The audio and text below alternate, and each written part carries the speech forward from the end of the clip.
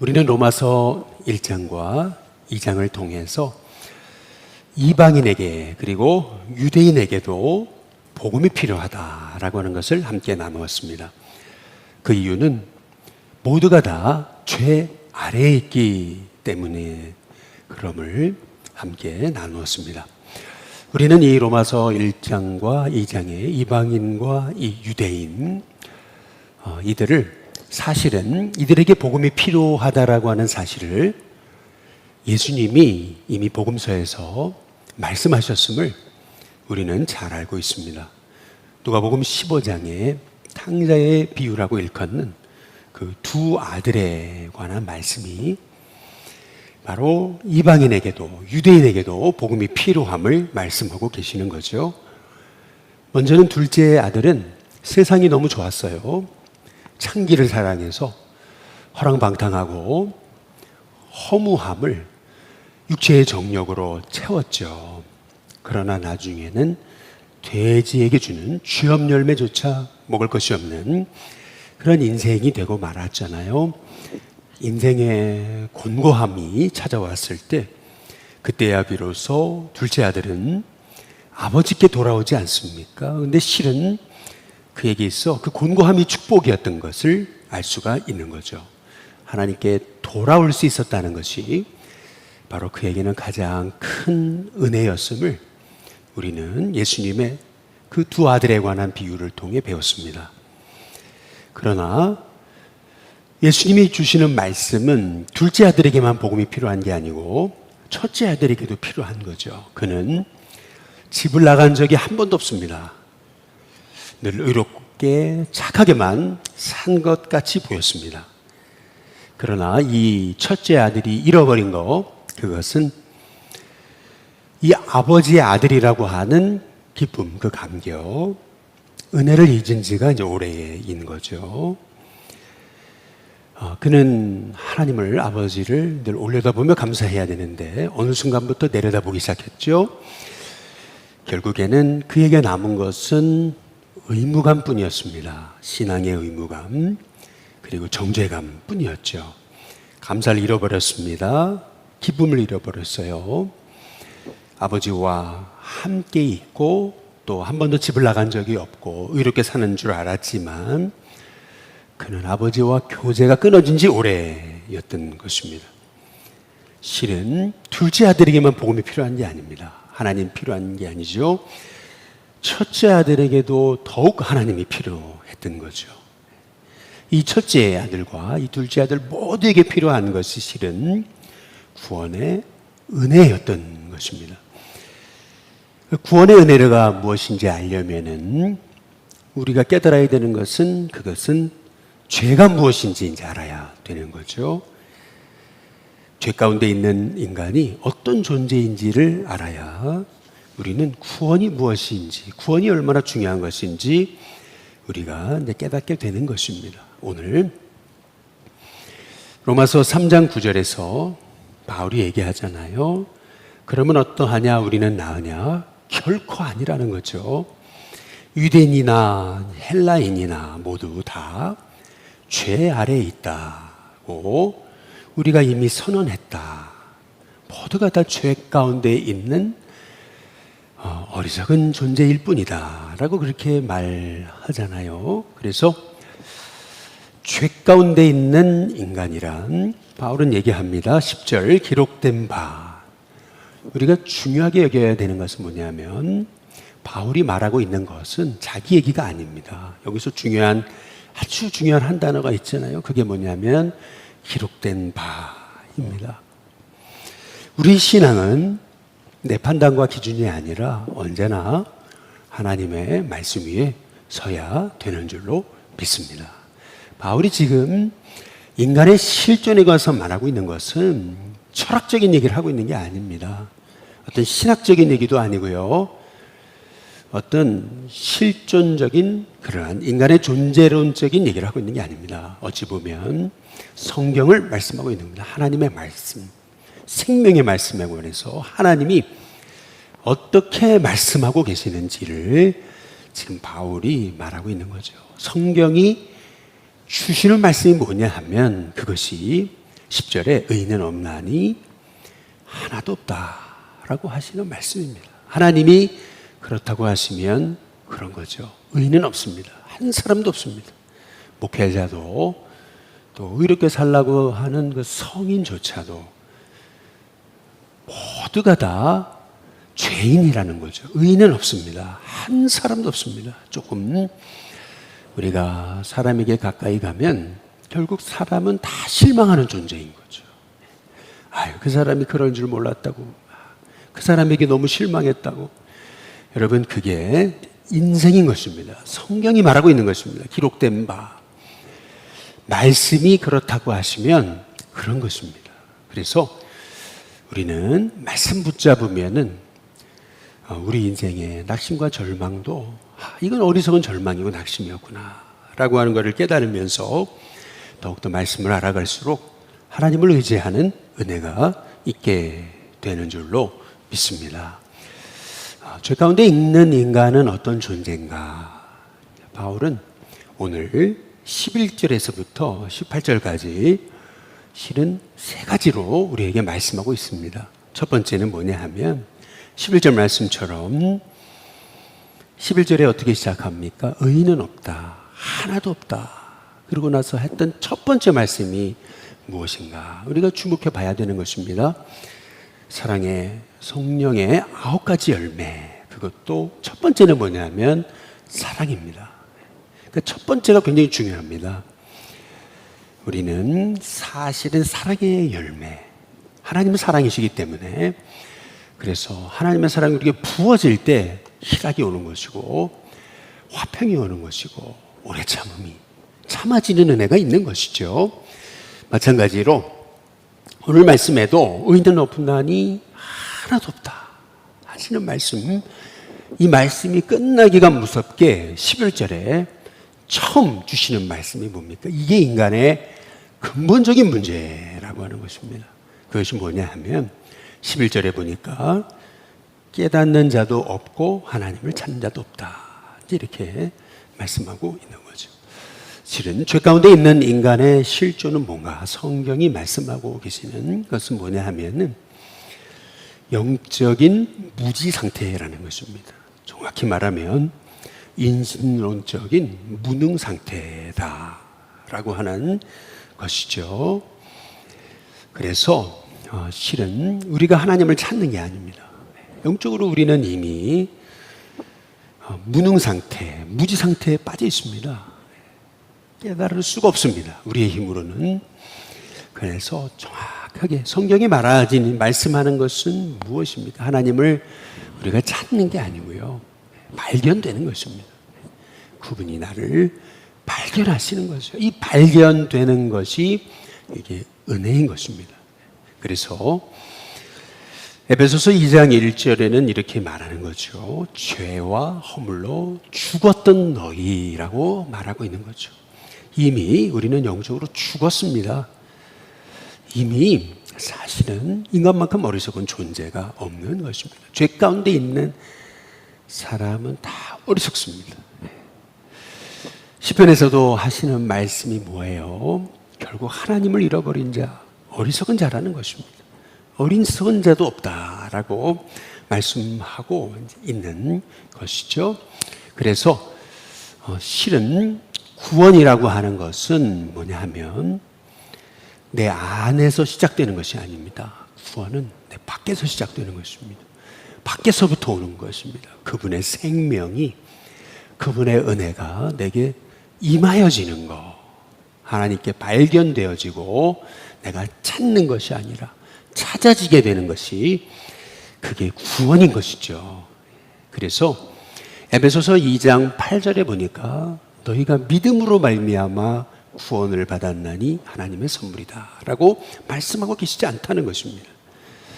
너희가 믿음으로 말미암아 구원을 얻었나니 이는 하나님의 선물이다 그렇게 얘기하지 않습니다. 에베소 2장 8절에 보니까 너희가 그 은혜를 인하여 믿음으로 말미암아 구원을 얻었나니 이것이 하나님의 선물이다 이렇게 말씀하고 있는 거죠. 내가 살아계신 하나님을 믿을 수 있다라는 이것조차도 그분의 은혜고 실은 내 힘으로 된 게 아닌 것입니다. 내가 깨달은 게 아니에요. 그분이 깨닫게 하신 것이고, 실은 내가 주님을 찾은 게 아닙니다. 내가 발견되고 찾아지게 되는 것이죠. 그래서 실은 구원은 나에게서 비롯된 것이 아닙니다. 그래서 행위에서 난 것이 아닙니다. 자랑할 게 하나도 없습니다. 오직 하나님의 선물이고, 행위에서 난 것도 아니고, 육체로부터 난 것도 아니고, 혈통으로 난 것도 아닙니다. 위로부터 하나님이 주신, 하나님께로부터 나게 된 것이 구원이게 되는 것이죠. 두 번째로 죄 가운데 있는 인간의 실존에 관해서 바울은 말하고 있습니다. 이것이 바울의 말이 아니죠. 하나님의 말씀입니다. 두 번째, 죄 가운데 있는 인간의 실존, 그것은 뭐냐 하면 12절에 보니까 다 함께 치우쳤다라고 그렇게 말씀하고 있습니다. 한쪽으로 치우쳤습니다. 그렇기 때문에 자신은 선한 일을 하고 있는 것처럼 보이지만 치우쳤기 때문에 무익한 것입니다. 사실은 자기는 선행을 하고 있다고 하지만 그것은 선이 아닌 것이죠. 왜 우리가 하나님을 만나야 되고, 우리가 왜 죄에 대한 회개가 필요하고, 왜 예수님이 회개하고 복음을 믿으라 라고 말씀하시는 것입니까? 왜 우리에게 구원이 필요하고, 왜 우리가 순간순간마다 성령을 의지하지 않고는 우리가 온전히 설 수 없는 이유가 무엇입니까? 다윗이 시편을 통해 말씀하시다시피 우리가 사실은요, 섰다 하고 하는 그 순간조차도 인간은 사실은요, 우리가 잘못 서 있을 수 있음을, 그것이 바로 우리이기 때문에 그렇습니다. 그래서 실은 우리 인간은요, 성령을 의지하지 않으면, 하나님을 의지하지 않으면 죄 가운데 있는 인간은 어떤 존재냐 하면은 12절 말씀처럼 다 함께 치우쳐 있는 것입니다. 네타냐후가 최고의 선을 따라서 전쟁을 일으켰죠. 자기들은 최고의 선이라고 하지만 치우쳐 있습니다. 네타냐후만 그렇습니까? 하메네이도 똑같죠. 성전을 운운하고 있지만 그들도 한쪽으로 치우쳐 있는 것입니다. 그들만이 아니죠. 인간은 하나님을 잃어버리면 모두 중심을 잃습니다. 실은 왜 우리가 하나님을 알아야 되는 거냐면, 하나님을 알아야 중심이 바로 잡히게 되기 때문에 그렇습니다. 치우치지 않습니다. 하나님을 알아가면 알아갈수록 우리의 중심이 세워지게 되는 거죠. 그래서 하나님을 알아가면 알아갈수록 실은 우리의 중심이 균형이 잡힙니다. 한쪽으로 치우치지 않습니다. 사실은 치우치는 것이, 그것이 죄입니다. 그래서 하나님이 치우친 우리를 깨닫게 하시려고 하시는 일이 뭐냐 하면은 그게 흔드시는 것입니다. 밖에서 2장 6절에서 7절에 보면 조금 있으면 내가 하늘과 땅과 바다와 육지를 진동시킬 거다. 진동시키신다는 말씀은 흔드신다는 것입니다. 하나님은 흔드십니다. 밖에서 2장 7절에 이어지는 말씀에 보면은 모든 나라도 진동시킬 거다. 하나님이 이 땅을 흔드실 때는 다 이유가 계신 줄로 믿습니다. 우리가 주님 바라보지 않으면은 흔드시는 현상에 주목하게 되는 거죠. 결국은 하나님의 뜻을 분별할 수 없습니다. 치우치게 됩니다. 낙심에 치우치든지, 절망에 치우치든지, 나의 열심에 치우치든지 치우치게 되어 있습니다. 그런데 놀랍게도 하나님이 하늘과 바다와 육지, 땅을 진동시키시고 나라를 진동시키시는 이유, 학개서 2장 7절에 보니까 모든 나라의 보화가 이르게 하시려고, 그리고 성전의 영광이 충만하게 하시려고, 하나님이 우리를 때로는 우리의 중심이 바로 세워지게 하시려고 우리의 삶을 진동시키신다라고 하는 거죠. 저와 여러분의 인생에 하나님이 흔드실 때 오히려 그것이 은혜고 그것이 주님을 바라볼 기회가 됨을 기억하시기를 주님의 이름으로 축복합니다. 흔드셔서 예수님 바라보게 하시는 거죠. 흔드셔서 오히려 우리의 치우친 부분을 바로 세우시는 것입니다. 왜 우리에게 복음이 필요합니까? 하나님 필요합니까? 우리가 왜 죄인임을 알아야 되는가? 그것은 먼저 죄인은 다 영적 무지에 빠져 있습니다. 인신동적 무능 상태죠. 그것도 몰랐냐고, 내가 몰랐다고. 근데 그것이 인간입니다. 다른 사람은 다 알고 있는데 본인만 모르는 거죠. 다 알고 있습니다. 그러나 자기만 몰라요. 그게 인간입니다. 사실은 그렇죠. 뿐만 아니라 깨닫지 못하니까 치우쳐 있습니다. 균형이 없습니다. 한쪽으로 치우쳐 있죠. 그래서 사실은 그의 열심도 무익한 것입니다. 결국 죄 가운데 있는 인간은 여기 13절에 보니까 이제 세 번째로 그들의 목구멍이 열린 무덤이다. 왜 우리에게 복음이 필요합니까? 그 이유는 뭐냐 하면은 하나님은 말씀을 통해서 우리에게 새 일을 이루시는 줄로 믿습니다. 결국 말씀입니다. 그런데 우리는 입만 열면 사실은 무덤에서 흘러나오는 것들이 다 쏟아져 나오잖아요. 거기 보니까 우리의 목구멍에서 흘러나오는 거, 그게 세 가지 종류라고 말합니다. 첫 번째는 속임이고요. 두 번째는 독사의 독이고요. 그 다음에 세 번째는 저주와 악독입니다. 실은 이것이 우리의 마음 속에 있는 것이죠. 예수님도 밖에서 안으로 들어가는 것이 사람을 더럽게 하는 것이 아니고 속에서 밖으로 나오는 것이 사람을 더럽게 하는 거다. 그래서 마가복음 7장에 보시면 21절과 22절에 보면 속에서 곧 사람의 마음에서 나오는 거, 그게 악한 생각과 라고 말합니다. 악한 생각, 곧 음란, 도둑질, 살인, 간음, 탐욕, 악독, 속임, 음탐, 질투, 비방, 교만. 그리고 예수님이 말씀하시는 게 뭐냐 하면은 우매함이니라고 말씀하고 있습니다. 이게 다 사람의 속에서 나오는 것이다. 참 중요한 게 있죠. 그것은 뭐냐 하면은 왜 사람의 속에서 이러한 무덤 같은 더러운 것들이 나오는 거예요?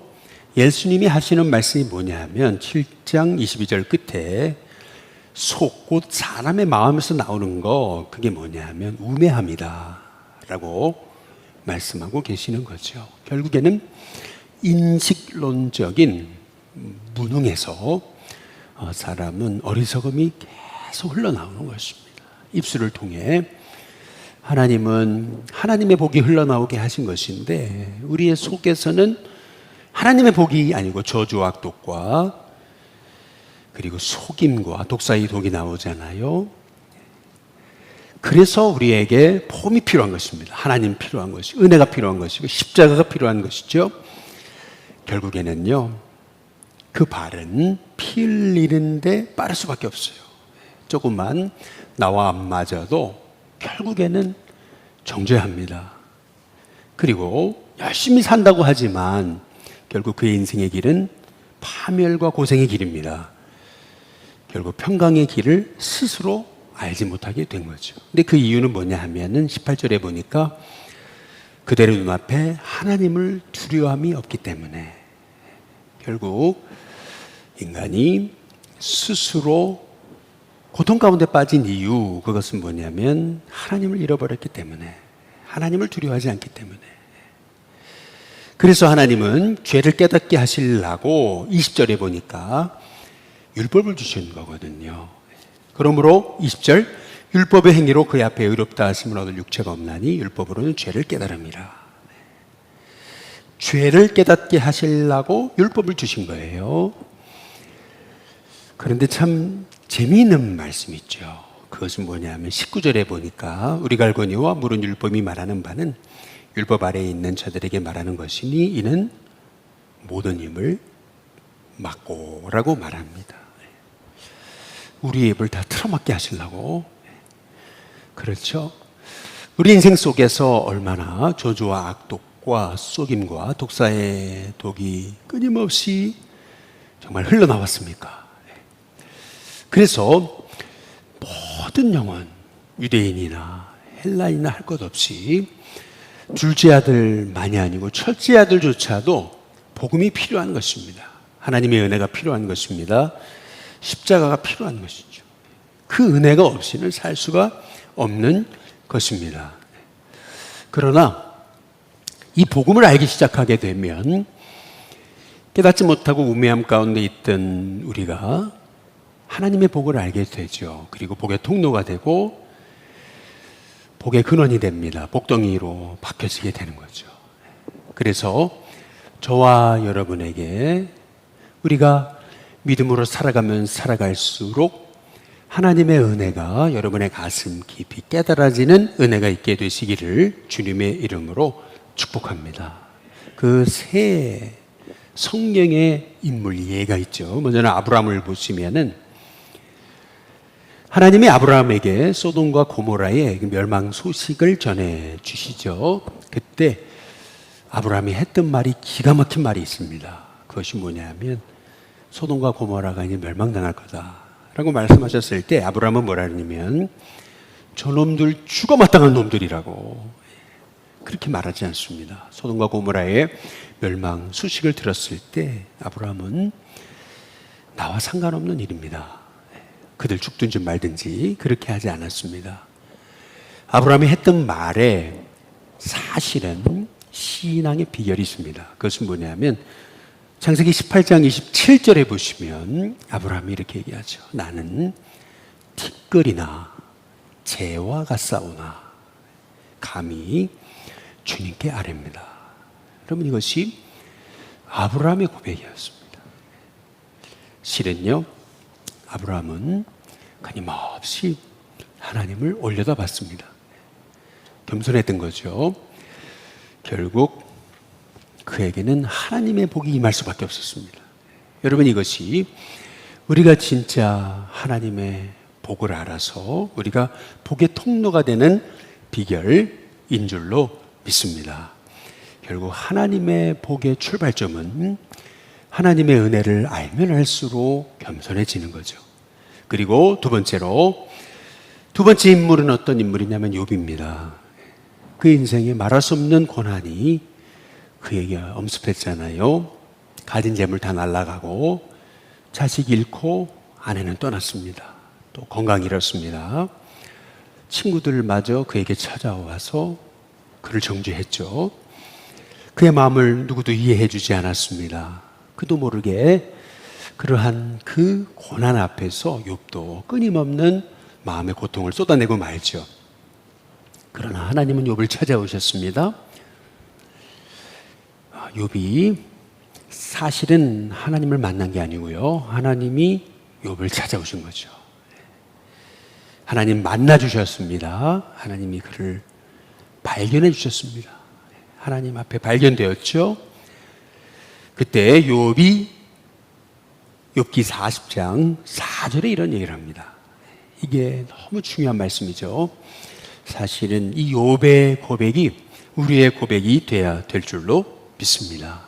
하나님 왜 우리에게 이런 아픔을 주셨습니까? 이제 이것이 아니고요. 욥은 이렇게 얘기합니다. 욥기 40장 4절에 보소서라고 그렇게 말합니다. 나는 비천합니다. 비천한 자입니다. 영어 성경에 보니까 I'm nothing입니다. 나는 아무것도 아닙니다. 그러면서 욥이 말합니다. 나는 비천하오니 무엇이라 주께 대답할 수 있겠습니까? 그리고 나서 욥이 말합니다. 손으로 내 입을 가릴 뿐이로소이다. 욥의 이 고백 속에 우리가 어떻게 살아야 되는지를 깨닫게 되는 거죠. 결국 회개가 축복의 문이 열리는 시작인 줄로 믿습니다. 이사야를 부르셨어요. 만나주셨습니다. 그가 하나님 발견한 게 아니고 하나님 그를 발견하셨습니다. 그때 이사야의 고백이 뭡니까? 그 입술로 범한 죄에 대해서 하나님 앞에 회개하는 것이 아니겠어요? 성경이 말씀하고 있는 것은 뭐냐 하면은 우리가 하나님의 은혜를 알고 복음의 깊이를 알면 알수록 우리는 미랄과 같은 존재가 됩니다. 미랄이 어떻습니까? 여러분, 익은 곡식은 익어가면 익어갈수록 고개를 숙이죠. 아주 속이 아주 탄탄합니다. 그러나 그는 겸손하게 고개를 숙이죠. 여러분, 그것이 저와 여러분에게 임하는 축복이 있으시기를 주님의 이름으로 축복합니다. 마지막으로 세 번째, 성경에서 우리가 보게 되는 하나님의 은혜를 안 사람, 그 사람이 바울이죠. 바울이야말로 복음을 알고 평생 복음만을 위해 살았습니다. 얼마든지 자기가 그동안 해왔던 일들, 교회도 세웠고 고난도 당했고 수많은 영혼을 일으켰습니다. 얼마든지 내가 할 만큼 했지 않습니까? 이렇게 얘기할 수 있습니다. 그러나 그는 그의 노년에 쓴 그 디모데전서 후서, 디모데서를 통해서 바울이 얘기하는 것은 무엇입니까? 디모데전서 1장 15절에 보니까 바울이 얘기합니다. 내가 죄인 중에 괴수입니다. 이렇게 말하죠. 죄인 중에 괴수라는 말이 무슨 말입니까? 이거를 세상말로 얘기하면 악질 중에 악질이라는 얘기고요. 조금 고상한 말로 하면 가장 큰 죄인이라는 뜻입니다. 왜요? 바울이 말하는 겁니다. 나 같은 비방자, 박해자, 폭행자를 충성되이 여기셔서 하나님이 직분을 맡겨 이 일을 감당하게 하셨으므로, 사실은요, 주님의 은혜를 알면은 우리는 사실은 본전 생각이 사라지는 것입니다. 해준 것도 없고 해준 게 뭐가 있냐고. 여러분, 이것은 사실은 영적 어린아이라는 뜻입니다. 그러나 우리가 주님의 은혜를 알면 할수록 사실 써주신 것만 해도 은혜입니다 라고 고백하게 되는 거죠. 왜냐하면 거기 디모데전서 1장 14절에 보면 바울이 내가 죄인 중에 괴수입니다 라고 말하기 전에 바울이 뭐라 하냐면 우리 주의 은혜가, 그랬어요, 그리스도 예수 안에 있는 믿음과 사랑과 함께, 바울이 뭐라 하냐면 넘치도록 풍성했다 라고 말하는 거예요. 넘치도록 풍성했다.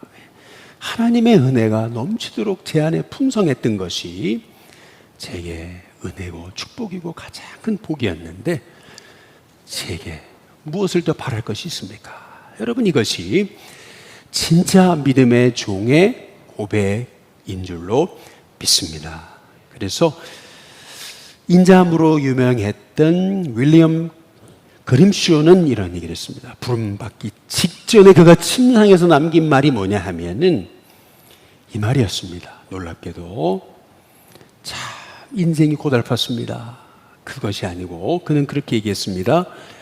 무익한 종은 이제 떠납니다. 무익한 종이었을 뿐이라는 거죠.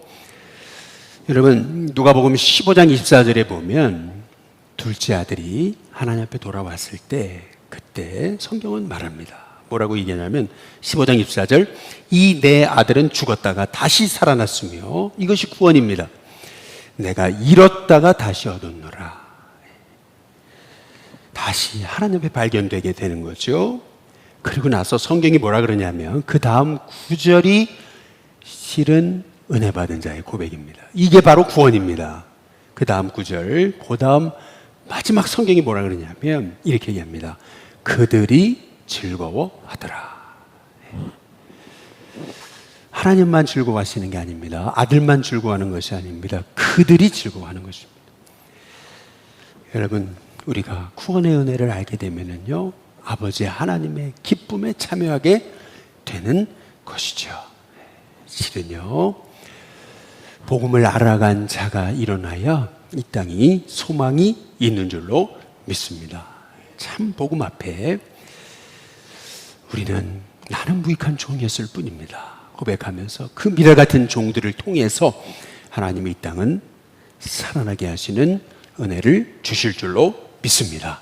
오늘 한날의 삶 가운데 정말 구원의 은혜가 여러분에게 회복되어져서 이 내 아들은 죽었다 다시 살았고 내가 잃었다 다시 얻었노라 하니 그들이 즐거워하더라. 이 그들이 즐거워하더라. 이 영적인 즐거움과 은혜와 기쁨이 여러분 가운데 충만하게 되시기를 주님의 이름으로 축복합니다.